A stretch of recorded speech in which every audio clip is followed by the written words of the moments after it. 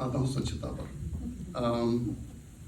जैसा मैं हमेशा कहता हूँ, ये ऐसे विषय हैं जिस पे नया कुछ मैं नहीं लिख सकता हूँ। इसके विषय में हम लोग वही बातें हैं, उन्हीं मूल्यों को दोहराते हैं जो आपने रेणु जी से सुन लिया, अंशल जी से सुन लिया। सब लेखकों का बोलते हैं कि वो अपना तरीका होता है, विषय वही रहते हैं, हम बस कहते हैं अपने तरीके से। तो चलिए थोड़ा सा परिवर्तित तरीका मेरा, एक व्यंग्य समझिए, अच्छा लगे तो हंसिएगा, आपकी मर्जी। तो व्यंग्य के तौर पर स्वच्छता के इस मैसेज को मैं कोशिश कर रहा हूँ आप तक पहुँचाने के लिए। तो देखिएगा कि कोई व्यक्ति है जो इस अभियान से कैसे प्रभावित होता है और फिर क्या करता है। कि अखबार पलटते हुए सुबह की चाय पर उनकी निगाह रुक गई एक इश्तिहार पर। ऐलान छपा था कि उच्च आचरण करें, अब स्वच्छता के मार्ग का सब अनुसरण करें। और लिखा था कि अभियान का हिस्सा सभी बने, तो घर स्वच्छ हो और देश की निर्मल छवि बने। तो गवर्नमेंट सरकार ने तो छाप दिया, हमने सुबह सुबह पढ़ लिया।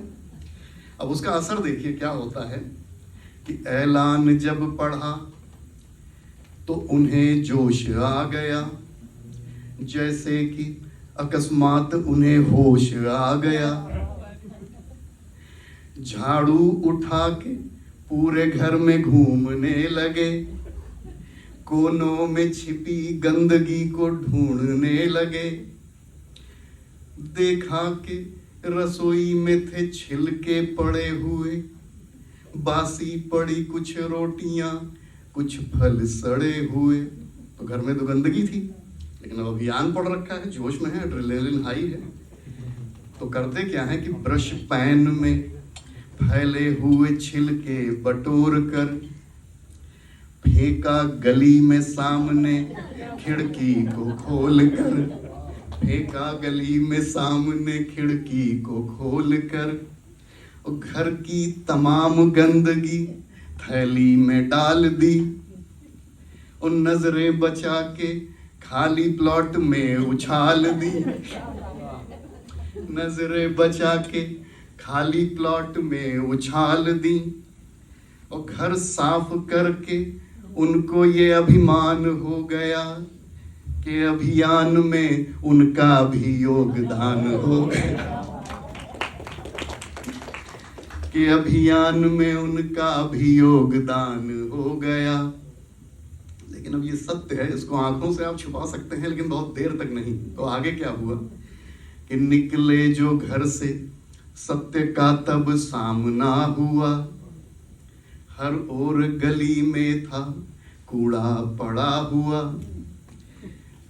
जैसा कि अंशल जी ने कहा था कि हम लोग पान खाने का शौक है हिंदुस्तान में, तो तांबूल पान, तांबूल तंबाकू के शौक के निशान थे।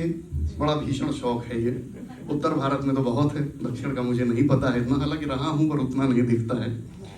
कि तांबूल तंबाकू के शौक के निशान थे। कुछ भित्ति चित्र होती है वॉल आर्ट, तो कुछ भित्ति चित्र सामने उनके भी नाम थे। नुक्कड़ पे पड़ी रोटियां सड़ती हुई दिखी। आदत होती है घर का खाना ले जाके नुक्कड़ पे डाल दिया, गाय याद आ जाती है, अरे उसको बिन में फेंक दीजिए, गाय को खराब खाना खिला के क्या करेंगे। तो नुक्कड़ पे पड़ी रोटियां सड़ती हुई दिखी, और फेंकी थी कल जो थैलियां उड़ती हुई दिखी। चहुओर गंदगी से बहुत क्रुद्ध हो गए, और इस सारी व्यवस्था से बड़े क्षुब्ध हो गए। अब गुस्सा होता है तो सबसे पहले आदमी क्या करता है, तो इन्हीं पंक्तियों में ही सुनिए कि मुंह में गुस्से में मुंह की अधजली सिगरेट को फेंक कर, वहीं फेंक दी। गुस्से में मुंह की अधजली सिगरेट को फेंक कर कह दी व्यथा तमाम कह दी व्यथा बुजुर्ग पड़ोसी को देख कर। कोई खड़े थे जनाब, उनसे बताने लगे, और खुद हो गए निरीह। निरीह मतलब हमारा तो कोई दोष ही नहीं है, कि खुद हो गए निरीह, सब पे दोष मढ़ दिया।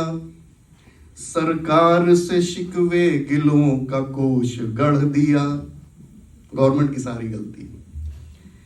झल्ला के कहा देखिए अनर्थ हो रहा, मेरा तो योगदान यहाँ व्यर्थ हो रहा। और सरकार की सड़क है वही काम भी करे, वो अभियान है जिनका वो इंतजाम भी करें। तो आगे उनको कैसे समझाते हैं वो बुजुर्गवार। कहने लगे बुजुर्ग कि ऐसा न सोचिए, अपने ही कथन पर जरा विचार कीजिए। जैसे वो चमकदार स्वच्छ घर है आपका, वैसे ही यह गली है, यह नगर है आपका। क्यों व्यर्थ दूसरों से उपालंभ हम करें। उपालंभ जो हम दूसरों से शिकायत करते हैं, कि क्यों व्यर्थ दूसरों से उपालंभ हम करें, और शुचि आचरण का स्वयं ही आरंभ हम करें। और आखिरी की 4 लाइनें हैं जिसमें इस पूरे स्वच्छता पखवाड़े के संदेश को मैंने बांधने का प्रयास किया है, कि स्थान हो कोई भी, बस विकल्प एक हो। परिवेश स्वच्छ रखना ही संकल्प एक हो। अभियान नहीं जब ये संस्कार बनेगा, दमकेगा देश स्वच्छ ये संसार बनेगा। दमकेगा देश स्वच्छ ये संसार बनेगा।